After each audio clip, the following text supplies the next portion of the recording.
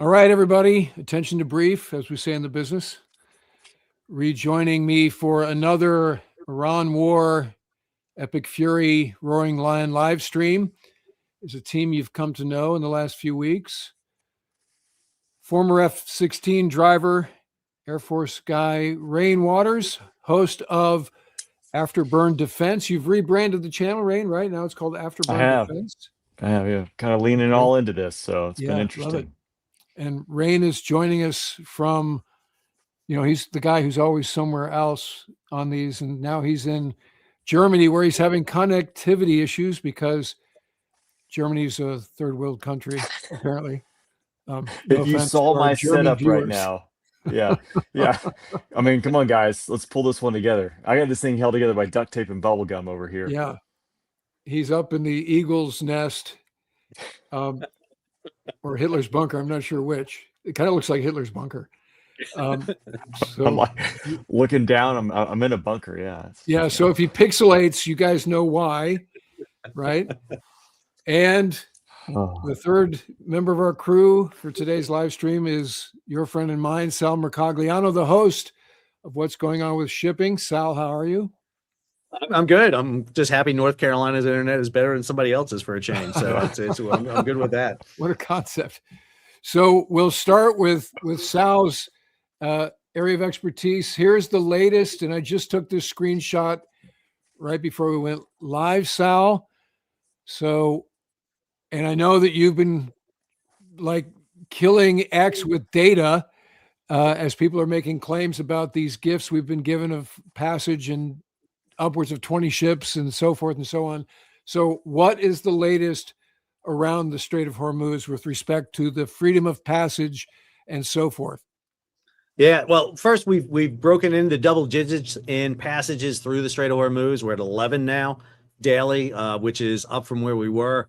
The president had a cabinet meeting the other day where he talked about the fact that Iran 8 tankers, maybe 10 tankers. It was a very, and the time sequence was very bad. And then yesterday he came out on Air Force One and said they're going to release 20 tankers. There is no indication of that. Not the 20, which he said maybe today or tomorrow, obviously, but even the 8 or 10, we're just not seeing that right now. And yes, ships are sailing through the Strait of Hormuz with their AIS off, but they turn it on when they come out the other side. And we're just not seeing it. We've been able to basically track it. And what the big number we're seeing is ships coming out of the Strait of Hormuz right now. A lot of them are freighters and cargo ships. And one of the most interesting things was a couple of days ago, 2 large Chinese container ships, the CSCL Arctic Ocean and the Indian Ocean, were heading up to the toll booth between Larak and Kisham Island. Those are the 2 islands at the very north end of the Strait of Hormuz. This is the channel by which ships will go through and either enter or exit. And what was interesting is they got turned around. And when we don't know exactly why they got turned around, we had heard that the Chinese had a pretty good deal in place with Iran, but obviously not because they got turned around. There was then a statement that came out from the Iranians saying that they weren't going to allow ships that have done operations or trading in the Persian Gulf with nations that are supporting the U.S. and Israel. So we thought because those ships had stopped in the UAE, maybe they were not going to be allowed to come out. Well, they just came out. They're in the Gulf of Oman now, heading out. So we're definitely seeing an uptick in the number of ships coming out. However, it's nowhere near the level we're talking about. We don't have any concrete evidence on the ships the president's talking about. And I'm getting concerned about the 5 U.S. ships that are stuck in the Persian Gulf right now. I've heard from mariners on board and other ships in the area, and the situation is not great. I mean, we're talking about low food and fuel on board some ships. It's difficult to make water when you're at anchor. These are issues that they get concerned about, and it doesn't seem to be registering at all as a major issue as we speak. The Tripoli Battle Group has arrived, or the Tripoli Amphibious Ready Group has arrived in AOR. We know that they have come in. The Boxer just pulled into Pearl Harbor for refueling. She had taken a load of fuel from Patuxent, USNS Patuxent, on the way across, but she's at Pearl now. That's at least 3 to 4 weeks, depending on how fast she can steam before she gets into the area.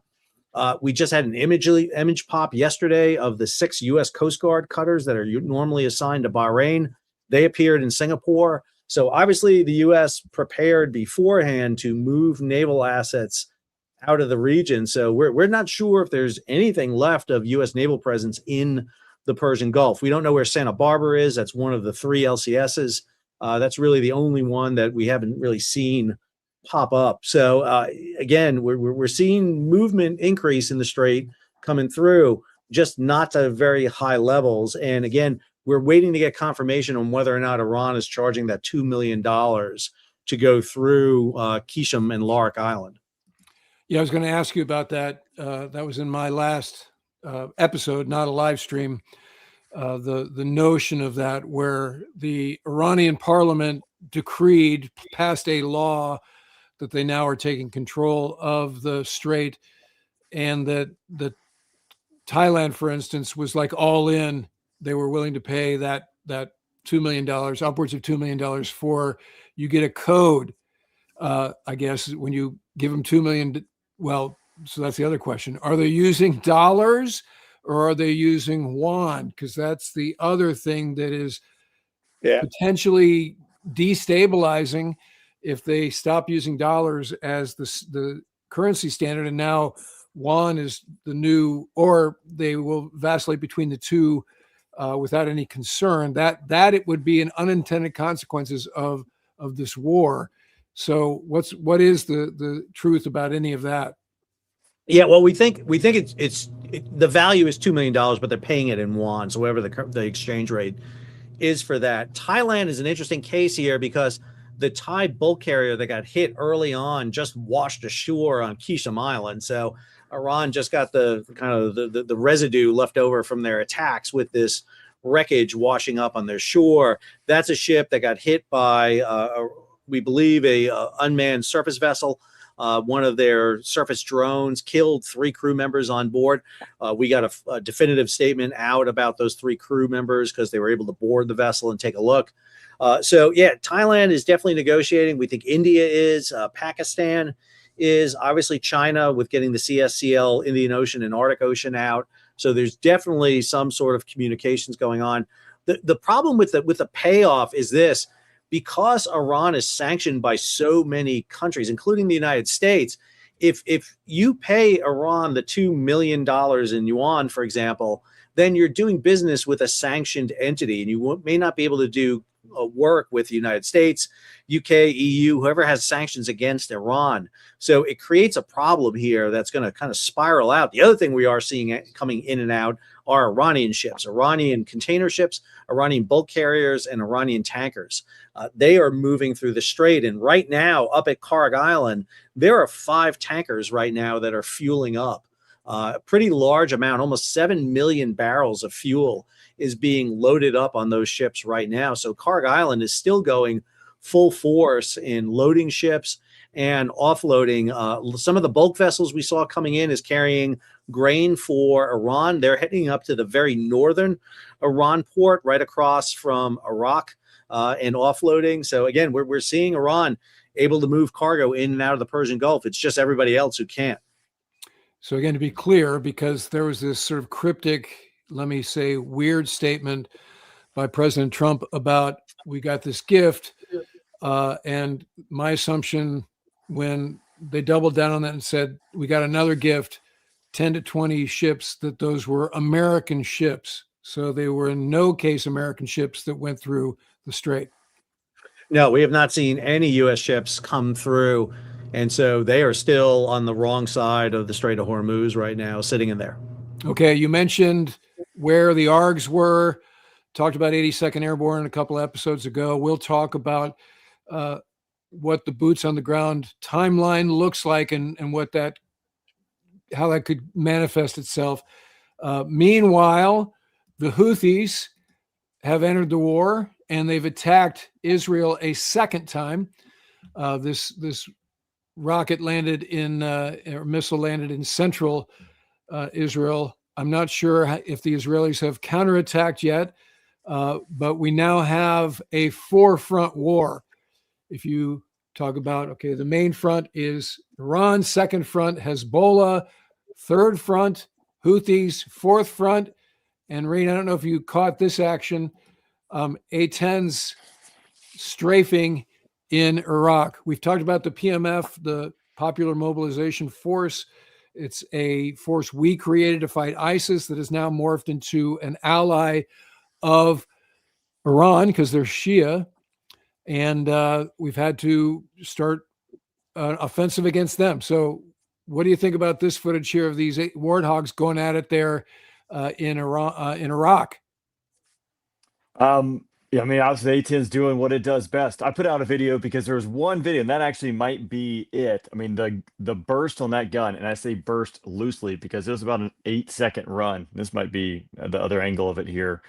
I think the term I used, one, I said, and I stand by this, there's so many variables that go into this, so many different factions, so many different dynamics that I'm not even going to begin to act like I know how this is all going to pan out. But I think it just showcases, like you just alluded to, this was a force that we partnered with to fight ISIS, and now we're fighting it. And it just is, a glimpse of how challenging this really is. But we've now seen the A-10, I think, multiple days now, and obviously they've probably been operating solid for the last couple of weeks. But these videos are just now making it out into the internet, and it seems like it's gun run after gun run. A-10 doing what it does best. So, as we discussed a few live streams ago when we were talking about the F-35 getting hit over southern Iran, the existence of this weapon, the 358, what we call the SA-67. Obviously, there's little to no concern with that here, which maybe is a little surprising. You see the guy blowing out flares in the last run, but there's no preemptive flares on any of these other runs. So I'm assuming we're pretty confident that there isn't a substantial, if any, man-pad threat. We're not worried about small arms fire. I don't know. This seems risky to me, but I'm not there. And to go back on what you just said, small arms, man-pads, I did joke, the typical threat brief when you checked into the AO, at least with enduring freedom, inherent resolve, while there were some exceptions to this, usually the threat that the JTAC would give you is small arms and man-pads, and you would usually chaff that off because the threat, I was just kind of felt like they had to say it. But as you can see, I'm dispensing flares there, but you're really not worried about it. I will say last deployment, there was a period where we stopped going below 10,000 feet and we did not strafe. That was against the ROEs. And the reason it was because of safety of flight. There was a new and emergent threat that had popped up. And so for a period of time, unless it was absolutely dire and there's no other options, you didn't go below 10,000 feet. You didn't do yo-yo ops, meaning leave one fighter on station while another one went to the tanker. But those things, those ebb and flow depending on the threat, depending on the time.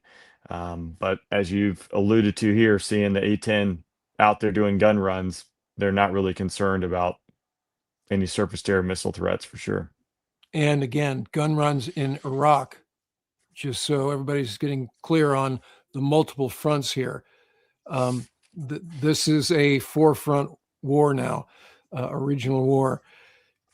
So the other thing some shocking images that appeared overnight, and I had reported that an AWACS was among the airplanes hit during the most recent attack, ballistic missiles / drone attack on Prince Sultan Air Base in Saudi, where I've spent a few hours on my last deployment on my way to the JFAC in Riyadh. You went by through PSAP.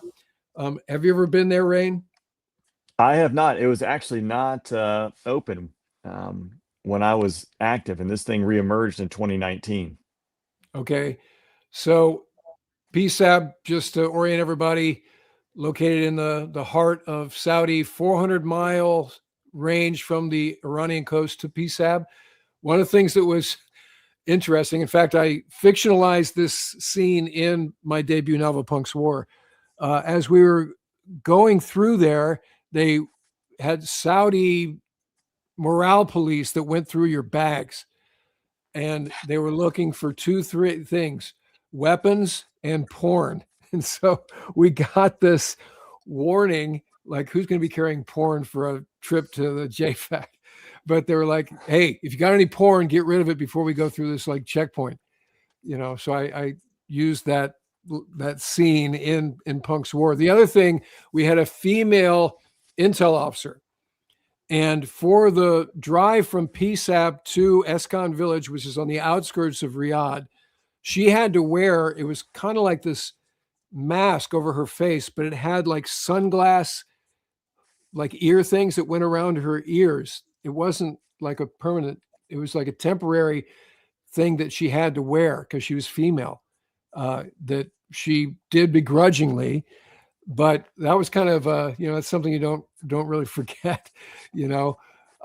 So again, we had a major hit.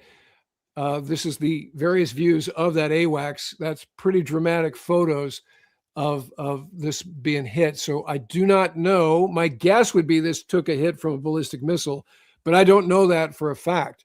It could have been a Shahed. So I have heard from some exclusive sources, a member of the team that is the Ukrainian team that's doing the round robin. They've been to UAE, Saudi, Jordan, Israel, in company with President Zelensky. And their sense is that particularly the host nations and the U.S. didn't fully prepare for the drone threat. And especially when you look at airplanes parked out in the open, you would think that you would suitcase this. And it appears obviously from these images that we didn't suitcase it. So there has been some writings in recent days by various trade press about how the U.S. military is potentially deficit here, in that our sense of how you would counter a drone threat particularly is with Patriot and SM-6s, SM-2s for, ship Arleigh Burke's parked off the coast there. You alluded to some of the learnings from the U.S. Air Force with different munitions that have been used counter drone in Iraq recently, and folks were given DFCs and stuff for their efforts there. Pretty cool stuff. But he's like a couple, and also some of the high speed stuff that we've done is directed energy weapons. And so what my source points out is, so these are fiber optic. A lot of the ones that are the main threats are fiber optic. So that needs to be taken care of in a different way than directed energy, for instance. And also the cost benefit, further, the amount of Patriots or the other munitions that we have that we can fire at a drone versus the number of drones they can flood a zone with doesn't work out. And in short order, you're going to get overwhelmed. So they have these drone interceptors. And here's a high-speed time lapse or a highlight reel of them taking out Shaheds over Ukraine with these interceptors. And there's been a lot of learnings on how you employ these at scale. And so they've been going around the Middle East, talking to both host nations and American forces about how can they get on the step in a hurry here to employ this technology effectively. And again, it's sort of amazing to me that we are not already like employing the best lessons. Here's what the interceptor, or one model of the interceptor, looks like. And here's basically what it does. It flies from any aspect. You can run the drones down because these interceptors are faster than the Shahed, or you can hit it head on or whatever. So that kind of surprised me that was their takeaway. They're like, I can't believe you guys don't already know about this. So what do you think? Rain, with respect to that? Oh, there's a lot to go in here, and I recognize too. It's easy to sit here and look at it, but not having the full picture. So one, this thing has like drone warfare has drastically changed, and I think we all everyone knew it. Everyone has been watching this. Everyone's been talking about it, but talking about it and then having all the right people and all the right funding and all the right changes in place to now, hey, you know what? We're buying 1 million drone interceptors, right? And we've never faced this yet, so maybe it's not a problem. We obviously see it's a problem set now.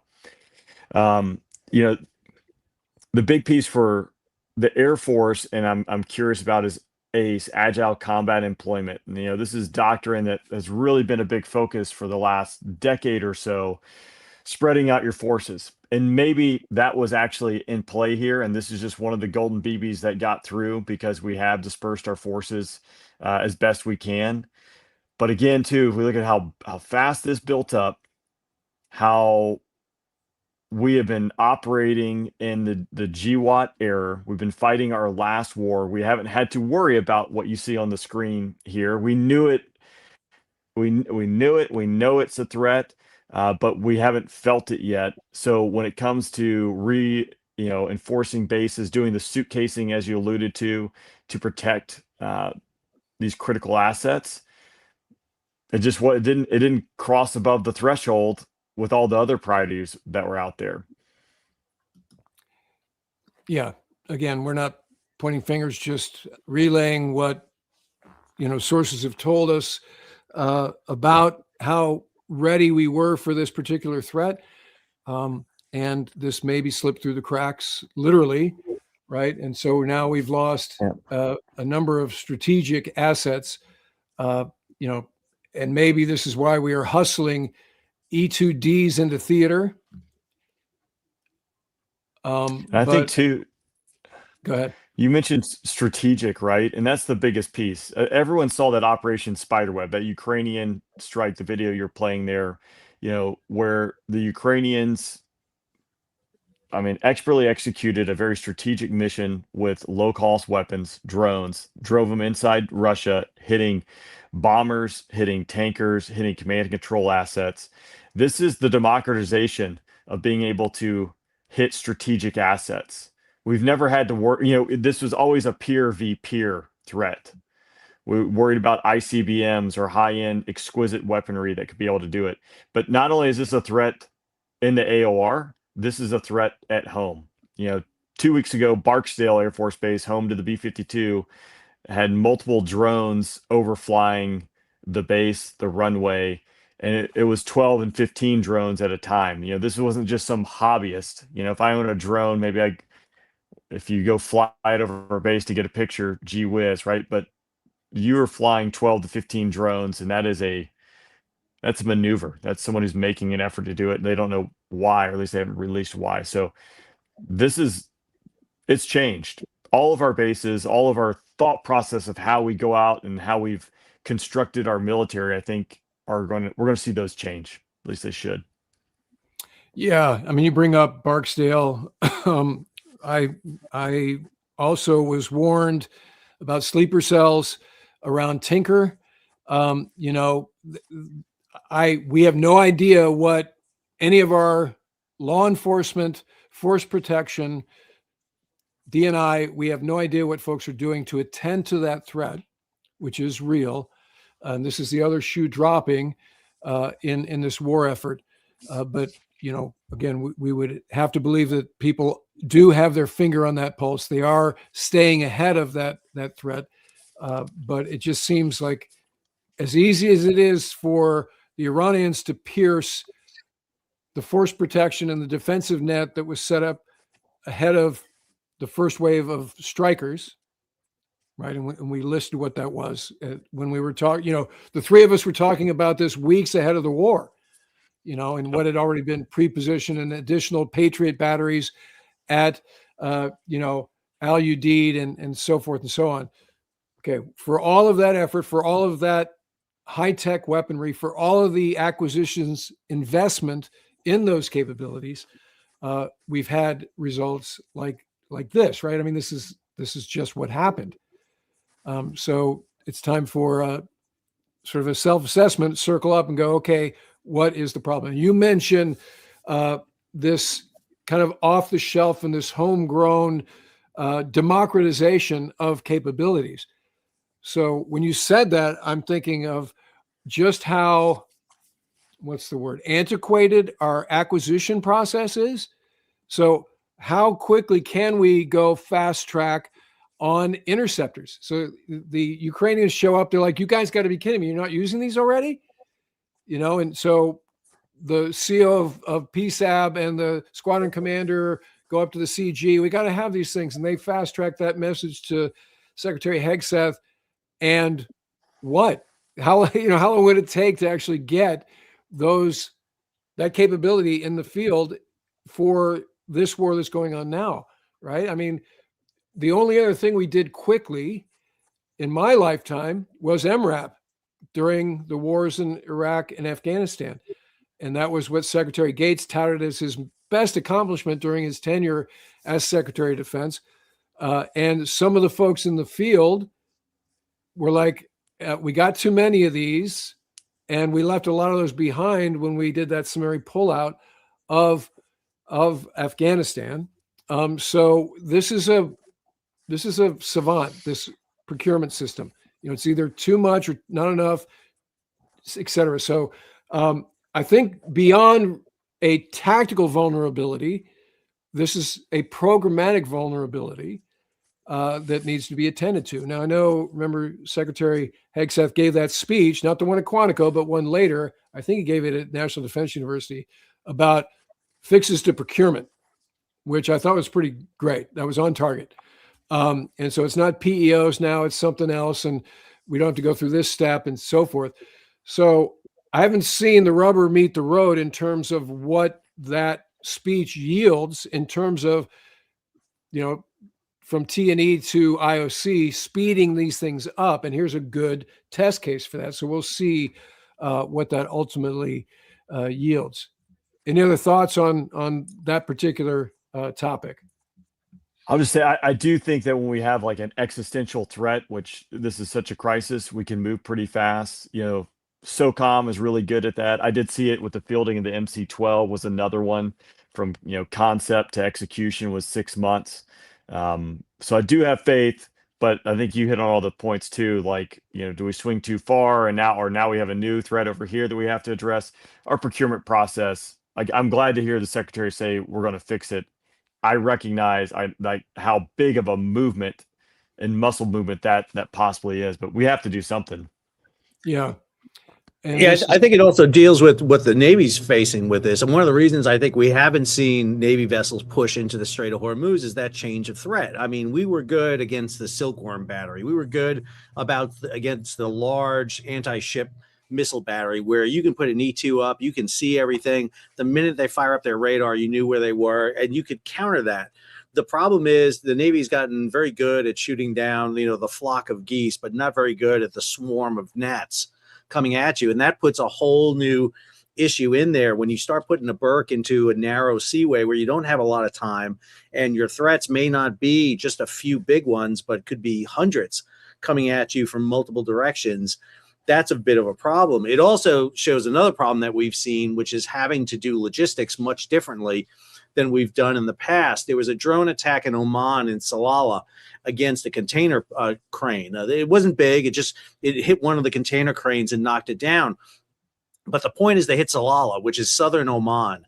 That is, you know, next to Fujairah, Salalah was the other big logistics hub out on the Gulf of Oman in the Arabian Gulf side.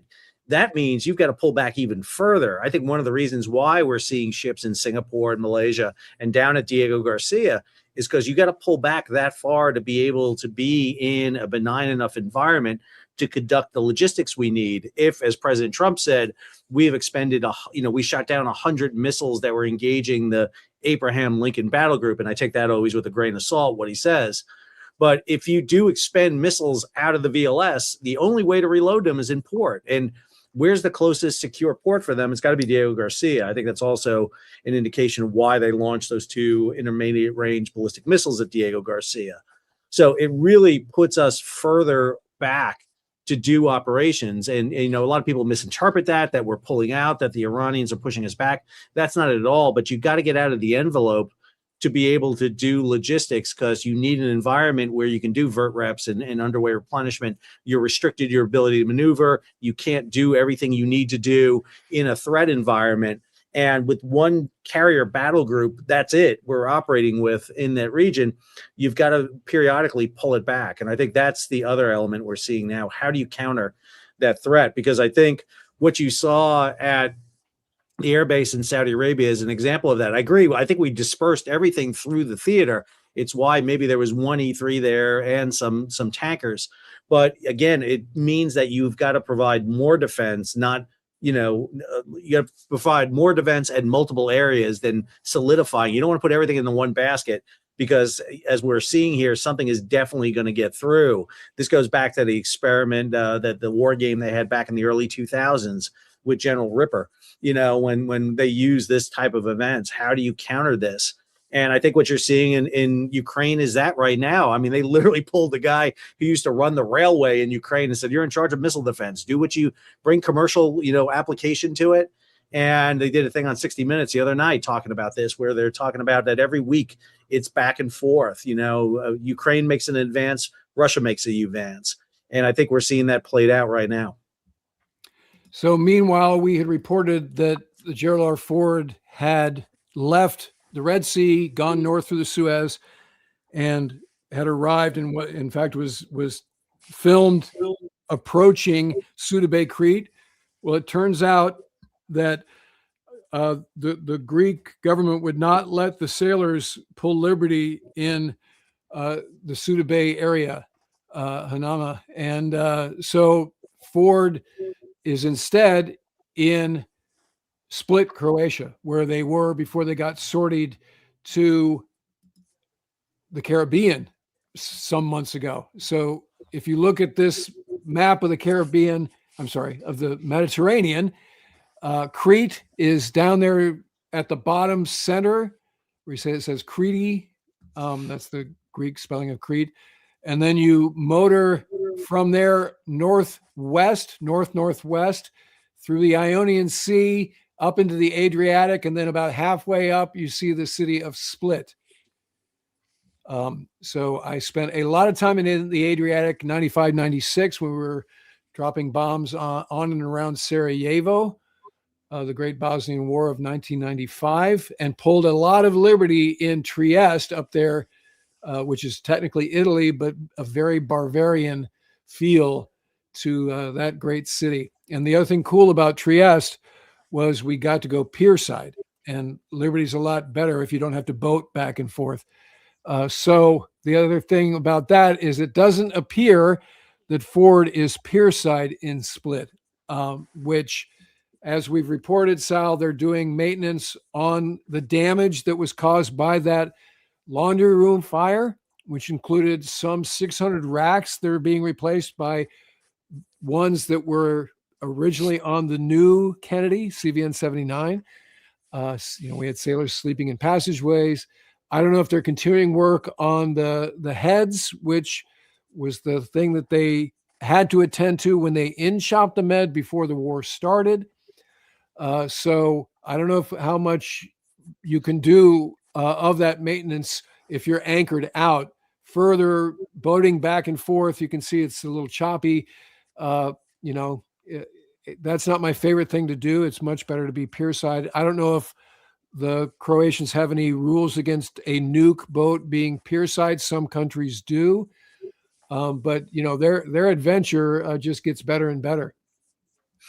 Yeah, I'll add a couple of things to that. I think number one, Greece not allowing them to go pierside, letting the crew out. That's a big issue. That's going to be an issue that's going to come to bear there. We had an issue with Spain not allowing U.S. ships in because of our support for Israel during the last back in June with that conflict. And that has provoked some incident. Matter of fact, they refused several U.S. commercial ships from going in, Maersk Line ships from that were U.S. flagged from going in to transfer cargo in Algeciras over to another ship to deliver to Israel. And that has sparked a big issue right now with whether or not there's going to be repercussions for Spanish trade with the United States. This can be the same thing with Greece. If Greece isn't allowing U.S. sailors to come ashore, that's a fairly significant issue right there. Remember, it was Suda Bay where the Truman did their repairs after the collision north of Suez. I have actually seen a video of the laundry space here. I can't share it because if it gets out, everybody will know who filmed it. But it's a severe fire. I mean, they gutted the laundry space. I mean, it was a severe fire. The image I saw was so shortly after the fire because there was still water in the compartment where they did it. It's a significant heat damage to the entire area. I can completely understand how this is, they have to electrically isolate this area. I mean, you're talking about every piece of electrical gear in there is fried. So, the way overheads are on ships, that means all the electrical conduits, that is, emergency repairs. You're basically shutting out, making go dark areas of the ship because of that issue. Let alone the berthing compartments being hit. I think it's interesting to note that they're not sending her home yet, which means that they want her there to be potentially standing by. And we still haven't heard anything about Bush leaving yet. I don't believe. I haven't heard anything about. I know some of the ships have been leaving. I think it was Gonzalez leave and a few others leaving the destroyers, but not Bush yet. So they're obviously going to try to do some repairs. They can do those repairs. I don't think it matters if you're pure side or not for the level of repairs they have to do there, because they just need to get work crews on board and be able to do it. Obviously, it's easier if you're going up and down a gangway than riding a high-speed ferry out to where they're at, because they are a little bit out where they're anchored. But Split's really nice. I mean, it's a pretty sheltered area we were in, even though it looks a little rough there. It's better than being out in the Adriatic. Just at anchor, but I'm not even sure they can go pier side at Split deep enough for them to go in with their overhang. That's one of the things. I don't know if carriers ever been in there or not. Okay. The other thing that I've got a lot of DMs about whether this happened or not. The president gave some cryptic thing about hit from 17 different directions and so forth. And so people are like, is CENTCOM / the Pentagon hiding the fact that Ford was hit by the Iranians? I have no evidence that it was other than what we're suggesting here, Sal, which is a laundry room fire that lasted a pretty extended time. It burned for a while, but I don't believe that was caused by a missile hitting the ship. I mean, laundry rooms are typically, pretty buried in the ship. I mean, so and again, it's my word. I don't want anyone to take my word for it. I mean, no one knows me, so I understand that, but I just can't share it because, like you said, it'll demonstrate who filmed it. But it was a severe fire. When you look at that fire, I mean, it's pretty clear that the compartment was toasted pretty well, and it's in the interior of the vessel. So and plus there hadn't been any other attacks in Yanbu. We're talking about several hundred ships right now off the coast of Yanbu at that pipeline, because that pipeline is the key access point right now for getting oil out. If Iran wants to stop the export of oil out of the Persian Gulf, they'd be hitting Yanbu. They'd be hitting that pipeline. That pipeline's gotten up to 5 million barrels per day right now. That's a key strategic target. They've hit the one in Fujairah, the UAE pipeline. So I'm not saying that hitting Ford isn't be a great thing to do for their publicity and their PR. But if they want to cause, damage and really hurt the economy, which is what they seem to be wanting to do right now, I think we would see more attacks against Yanbu right now. Remember, Saudis spent a huge amount of money on missile and air defense. I mean, they spent a ridiculous amount of money in the years prior to this buying up their air defense. And I think it's mainly to defend the strategic targets like this in and around Yanbu and Ras Tanura and Nad Daman. Well, that brings up the fact that the dynamic and the calculus has changed massively since February 28th. And since we were prognosticating about whether this war would happen or not, based on the buildup of forces, not since Desert Storm have we seen such an influx of machinery and personnel. And we didn't even have any idea whether the war would actually happen at that time, whether it was just this bluff to get them to renounce nuclear weapons or whatever. So here we are into month 2 of Epic Fury. And now, as we've already talked about, the Iranians are exercising dominion over the strait in an unprecedented way. The currency of choice has shifted away from the dollar. So my thought is what I believe the initial battle plan of Epic Fury was, and what our belief with respect to what would happen is the Fury part was going to topple the regime, and it did, right? We took out 40 at once. That was the Israeli intel that we did it in daylight because they were all together there. Got the Ayatollah, got head of the security, got the head of the IRGC, and then I believe we thought that cutting the head off would send the other pieces scurrying without any direction. Further, I think we thought because of the Fury that it would take away their motivation to do anything. It would dissuade them to do anything else. So it's kind of like, reminds me if I was a tennis player in high school, when I hit this, I just catch the serve just right, one way, and the guy would hit it back. And you're like, hold it. You weren't supposed to hit that back. You know, that's kind of how it feels. Like we hit this 100-mile-an-hour serve, and now through whatever means, they just stuck the racket out and they plinked it back. So the game has changed. So break. This gets us into the buildup now of ground forces, where by the time that Boxer reaches the AOR and 82nd Airborne gets the go order, I don't think, Ray, have you heard if they've actually gotten the go order and have mobilized out of Pope? So right now they have the mobilize order. So they're on the tether to go in 18 hours. And that starts to be its own form of exhaustion because you can't leave those spaces. You don't unpack your chute. You're ready to go. You're hanging out in garrison, as it were, ready to board the C-17s at Pope. Jump on the buses, go over there, and then you go. And it's however long it takes to get there. Then you have 2 days to get your act together and get ready to go. But that's not the long pole of the tent. The long pole of the tent is Boxer's arrival. And as Sal said, they're just now in Pearl. So they have a long way to go to get to the North Arabian Sea. The other thing that was interesting, Sal, was Tripoli, went through the Straits of Malacca and then went to Diego Garcia, not right to the AOR, And so I don't know if that was a refueling and rearming or whatever they did at Diego, but that surprised me when I saw that they actually were in Diego Garcia and not, modlocked in the North Arabian Sea. Yeah, I mean, logistics at sea right now for the Navy is thin. I will say that's one of the precarious little issues that I want to go into a lot of details about, but it's a concern I have. And so Diego Garcia becomes really, really important for that element too. Plus, it's not unusual for maybe plans to change, things to be, reswapped, moved around in some ways too, as plans are figured out. The ship didn't really do a stop in Singapore, kind of bolted through Singapore pretty quick. It also grabbed USS Canley, the big expeditionary support base, came out with it too. So one of the big kind of floating islands that we have. So that gives you another big deck out there to be able to use.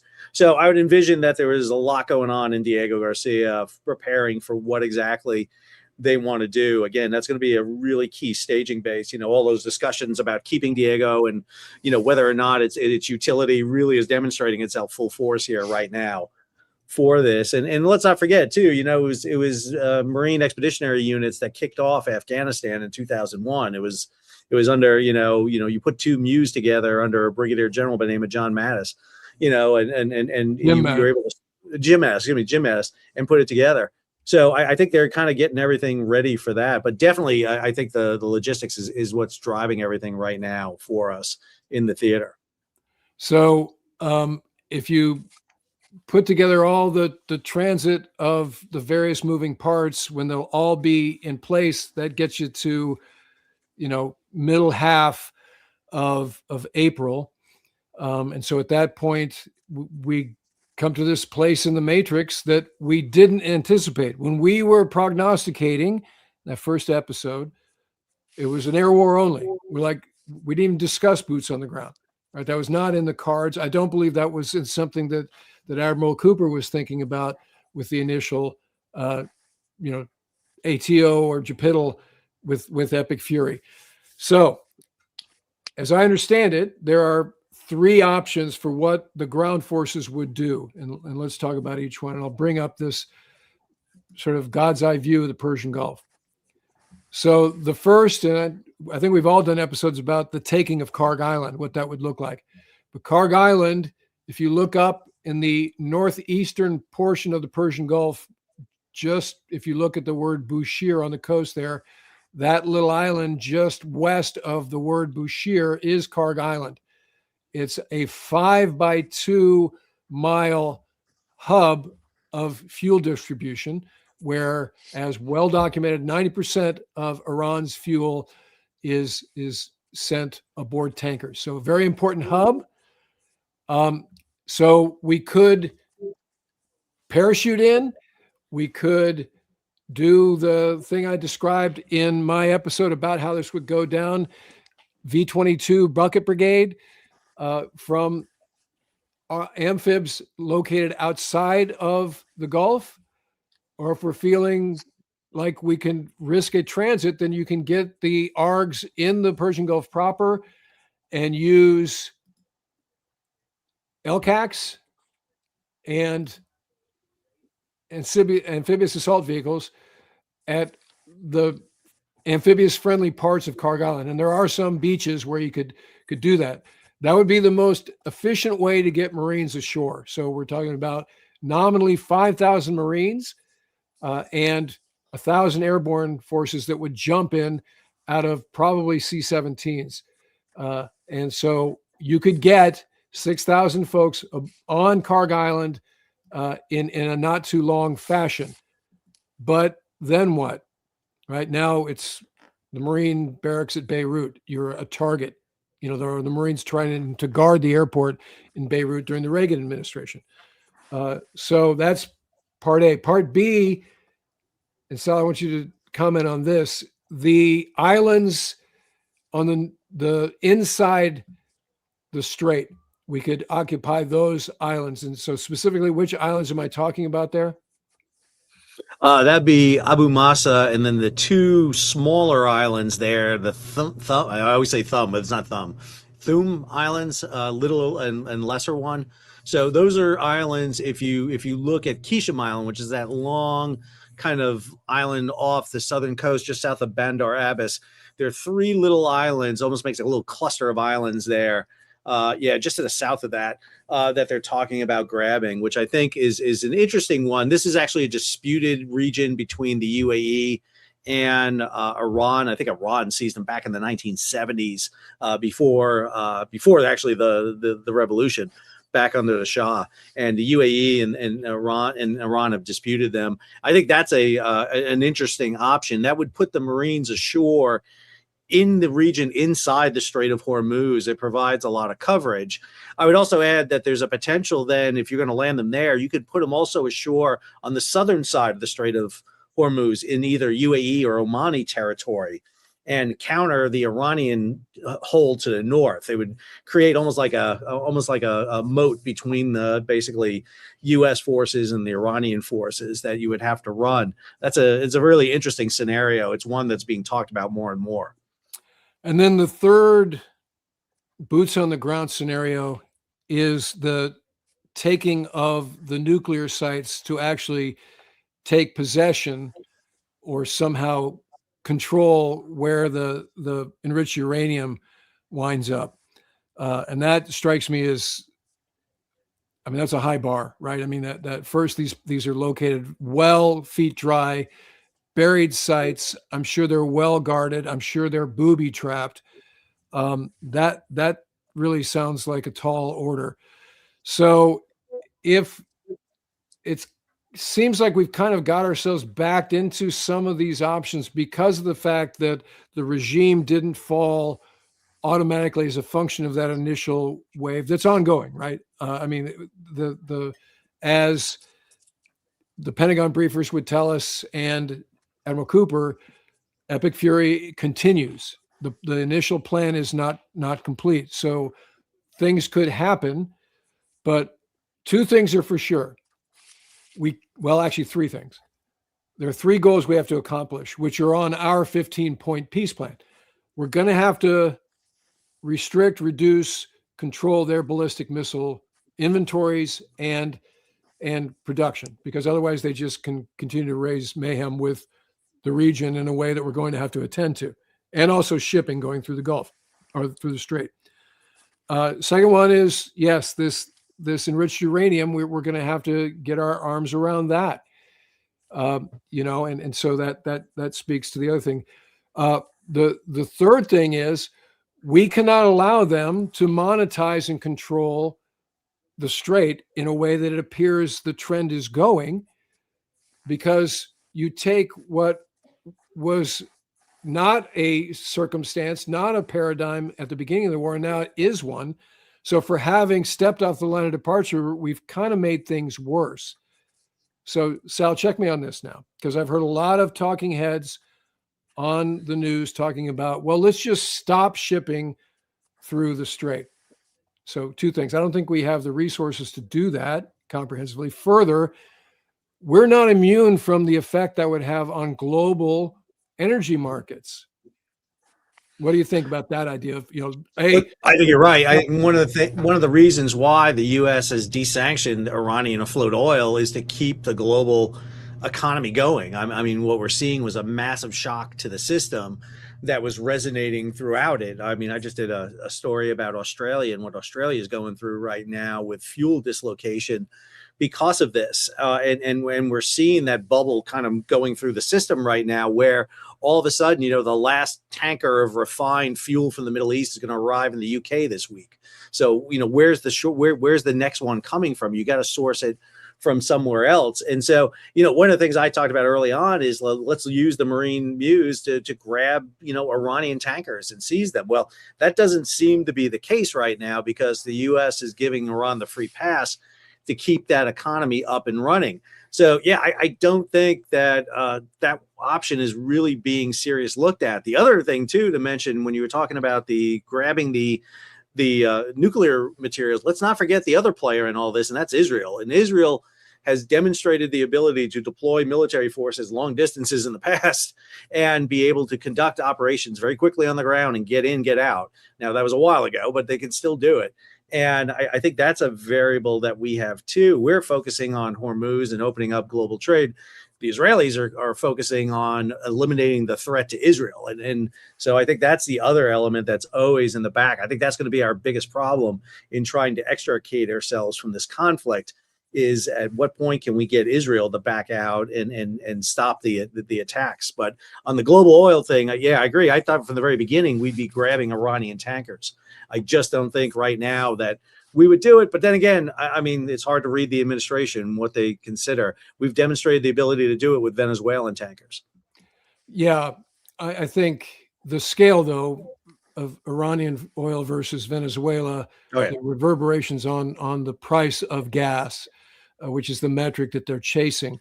So my point is that Iranian oil doesn't live in a vacuum. And so it, while we believe that hurts them if we stop the flow of oil, it also hurts us down the line in a way that, again, if you're trying to get the price of gas in summer travel season back below $6, $5, that's not going to do it. And so again, we get ourselves in this situation where it's almost going to have to be, we're going to have to fight the war to regime change, because anything short of that is kind of a victory. They're diminished, no doubt, on paper, all the way that we've hit them in a big way. Navy's on the bottom, ballistic missiles reduced, and drones reduced by 90%. Ayatollah killed, leadership killed. We're at like the third string now of their leadership. IRGC heads killed, security chiefs killed. But unfortunately, all of those activities have not created a Western-friendly regime that is ready to negotiate in terms that eliminate the threat to us and Israel. That's principle. And also eliminate their stranglehold or holding the world hostage by their ability to control the Strait of Hormuz. So at this point, this is what Israel knows to be true. And that's why I'm sure there's tough talk when Netanyahu and Trump get on the phone. He's like, hey, Donald, we're in it to win it. And stick with me. You know, it's like Margaret Thatcher, don't go all wobbly, bushy, right? And so that's probably what's happening. And you know that President Trump is looking for a clean exit ramp, but it doesn't exist. It does not exist anymore.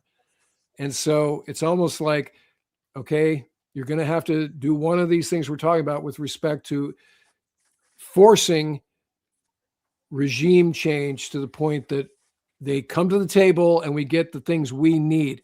Anything short of that is kind of a de facto victory for Iran. And again, I'm not saying that anything that CENTCOM has done so far has not been highly effective and amazing. It is. It's eye-watering, as we've documented.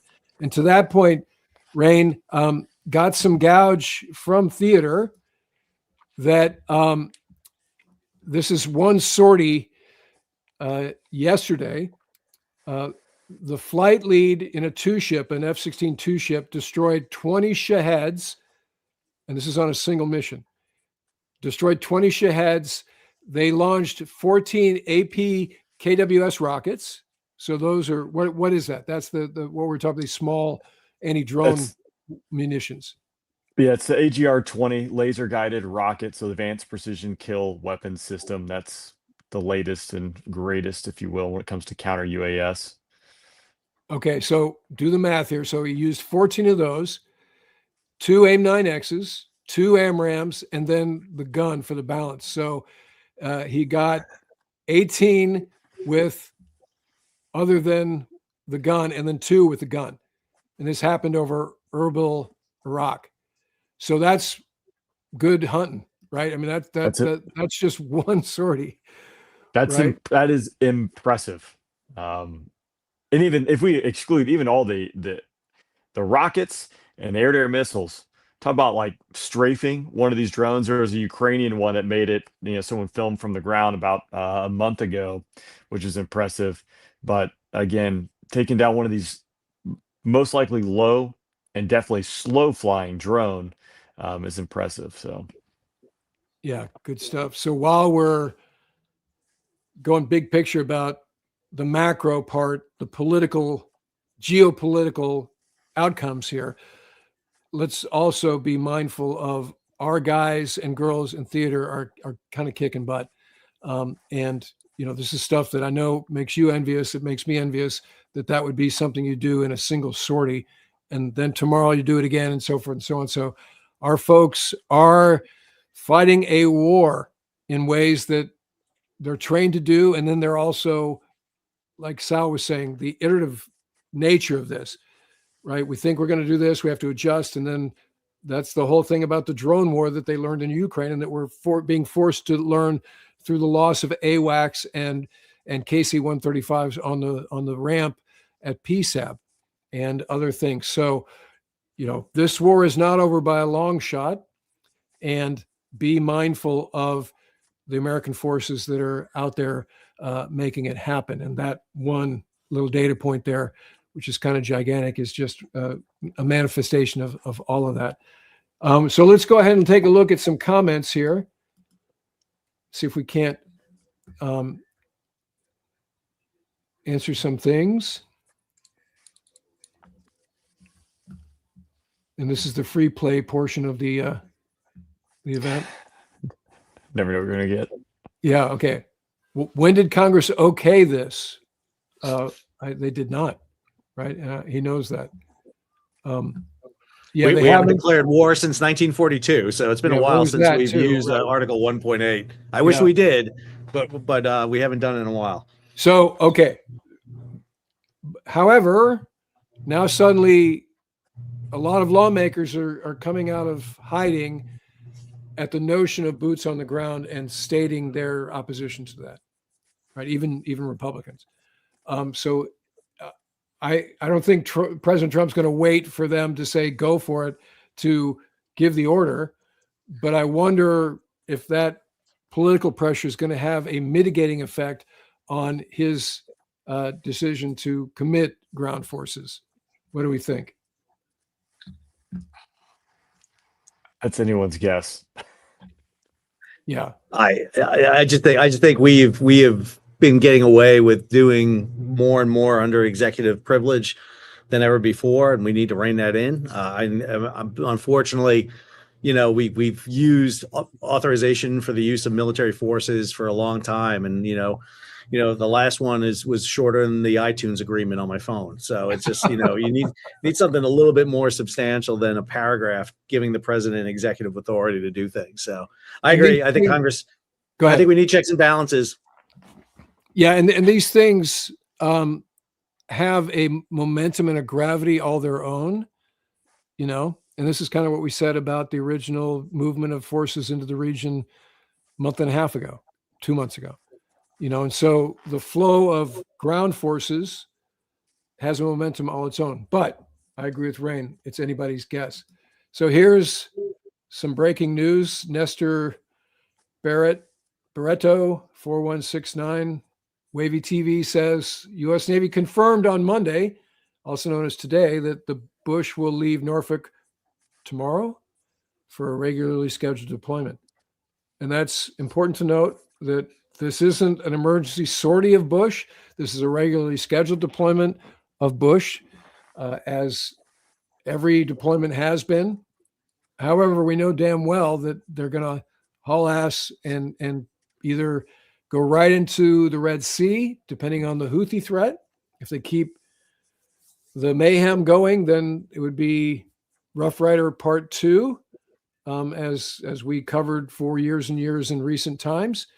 Or if the threat to Israel continues and the Iron Dome is showing some cracks, then they would put the strike group in the East Med to supplement the Iron Dome and to service targets in the northwestern part of Iran, and also attend to the war, the Iraqi front against the PMF here. So that's the beauty of carrier aviation and carrier strike groups, is they can go where they want, don't ask permission, and adjust accordingly, as Ford has demonstrated in spades on this arduous and challenging, to be polite about it, deployment. So our thoughts are with the crew of CVN 78 and that strike group. You guys will be home soon. Keep the press on, and help is on the way, obviously, here. I do not believe, as some other YouTubers have surmised and other SMEs on the internet have said, that now we'll have a 3-carrier presence. This will never be a 3-carrier presence. As soon as Bush checks in, Ford, insofar as their repairs are complete, will head home in a hurry and probably go right to, they'll drop everybody off at Norfolk and then go right to Newport News Shipbuilding to get this maintenance done. So, but thanks for that gouge, Nestor. That's some late breaking intel. Thank you. Where is the Fifth Fleet going to relocate? You mean besides Manama, Bahrain?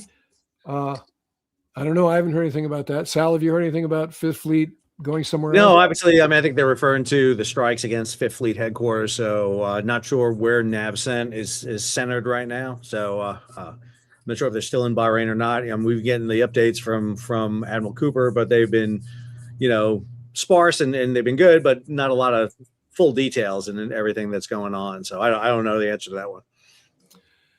Mr. Rudolph 630 asked, thoughts on Russia giving satellite information to Iran.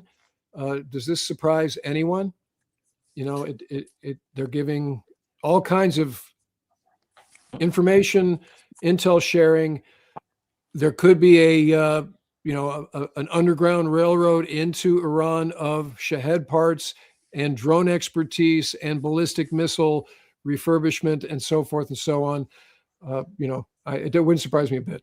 There is it's not underground at all. All you got to do is take a look at marine traffic, look at the Caspian Sea, and you'll see shipping going from Russia to Iran that way. It doesn't even have to take place. And this is one of the reasons I think there was an Israeli strike against the Caspian Sea ports early on. They were trying to give a hint there that if they saw something, they can still hit up on the northern side of Iran. We tend to forget that side a lot, but the Caspian Sea is a big one for the movement of goods. Iran can get stuff directly from Russia that way.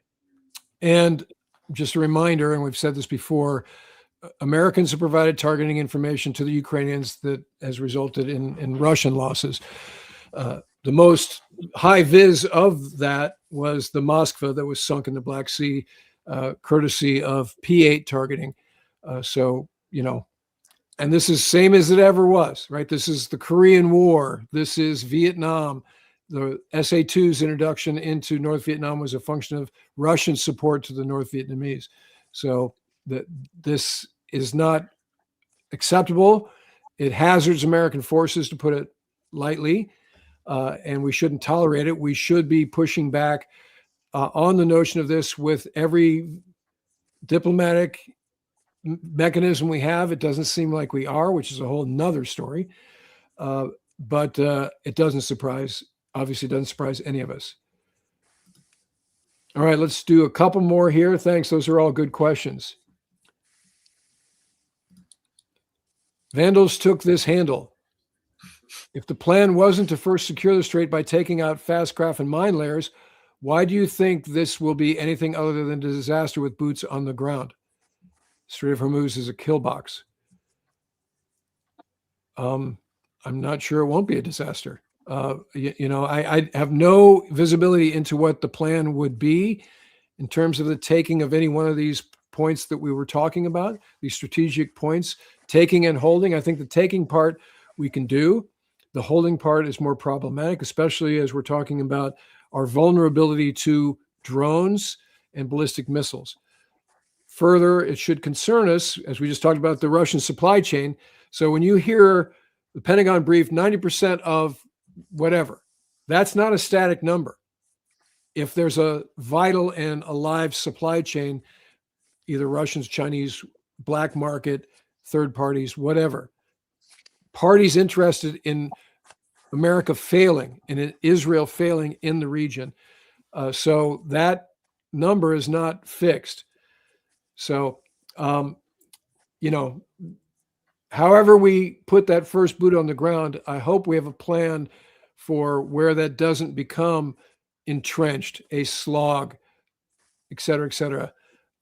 As I said last episode, Lindsey Graham, Senator Graham, using that Iwo Jima analogy, we did Iwo Jima, we can do this, seems like a John Wayne flick, but reminder, we lost 7,000 Marines and sailors, and it took 36 days to do that one campaign. We also had 20,000 wounded. So I didn't hear Senator Graham mention that while he was getting all rah-rah about Iwo Jima. So we'll see for sure. All right. Any thoughts on that part? Either of you guys? I think it's spot on. Okay, one more. We've had a good crowd, and we've been going for over an hour here. Okay, so Messi K2P6K. We're talking 5th generation supersonic stealth fighters versus dudes in sandals. Yep. And that's kind of what happened in Afghanistan and Iraq, right? So two things can be true at once. Also, Go ahead. But that, to a certain point, I think at least the start of it, right? They were more than guys in sandals. Yeah, this isn't guys in sandals. This isn't the Houthis. I mean, because this would be playing down, I think, some of the tactical impressiveness that you alluded to begin, like the guys and gals out there, like they've had some legitimate threats to go out there and handle, and we've had to leverage some of our best, brightest, and most exquisite technology to handle it. But yeah, I mean, there's a lot to go into, so there's more to that comment, I think. No, but you're right, and so the Iranians, we underestimate because we see pictures of the mullahs and the Ayatollah. We're like, yes, are you kidding me? It's 2026 and this dude's dressed like this and he's preaching this and there's no women's rights and they're chopping hands off for people that are caught stealing and, hanging homosexuals and, what a backwards nation. Well, that discounts their technological base, how educated the culture is, the population is over time. This is something that we don't think about. So perhaps this stereotype is wildly off, and you fall into the Sun Tzu trap of misunderestimating. That's a George Bush word. Underestimating your enemy, right? So maybe that's where we've driven ourselves, and ultimately the strategic goals are not 5th gen can beat 4th gen. It's not F-35 versus Tomcat. We win. We won that. Right. No problem. We knew we would. But now the other shoe drops, and it's like, okay, but what have you done with respect to who's left behind and their ability to exert any power, influence, threat? And as we're saying, a single ballistic missile can yield a reaction on world markets, on shipping, on insurance rates, and that threat is going to persist unless we attend to the leadership in a way where we trust them, we can sort of, impart our will in a productive win-win way. That's not currently the folks that are talking to us, and we're not even sure who we're negotiating with. Is the other thing, because their propaganda machine is in full. It's grinding all kinds of memes and trolling, and their troll score is 10.0. So we'll have to see how that plays out, but it's not as clean as we thought maybe going in, and it's still going on into month 2, and we may be shifting into another gear. So any final thoughts, you guys? Rain, go ahead. I was gonna build on Sal's analogy earlier, which I really liked. We're really good at swatting geese, but it's really tough to swat all the gnats, right? And so back to that comment, and again, thinking of it as those geese, maybe they're S-300s and S-400s. We're able to swat those out of the skies, and the battlefield has changed. So big picture wise, I'm going to steal Sal's analogy and probably, pile onto it. Because again, you can't discount your enemy, and clearly they've had some big wins. I said all along, all they needed, they didn't have to bat 1,000.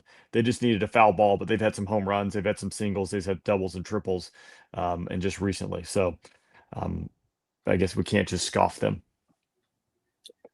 The only thing I'll add is, listen, the most common book in military history is books about the war being fought. The second most common is how the war started, and the least common is how to end the war and the post effects. And that's the hardest part, is how do you close out a war? It's always the problem. It's easy to unleash the dogs of war. It's harder to get it back on the leash. And that's what we're seeing right now. And again, I keep going back to that issue. It's not just U.S. and Iran; it's Israel too, and it's a tough one right now. We're focusing on kind of those big tactical, operational issues, but the big one is strategic. What's the end state here? And I think that's where we turn to leaders to see where we go to get out of this, because what we're seeing is the impact on this. It's a really tough one. It's really hard, I would say, for the everyone who's out there waging this war right now, because if you don't know what the end state's going to be, it's really hard to end it. And it's getting tough, and that's the ones I have the most sympathy for right there, is everybody out there who's doing this. So I agree with that.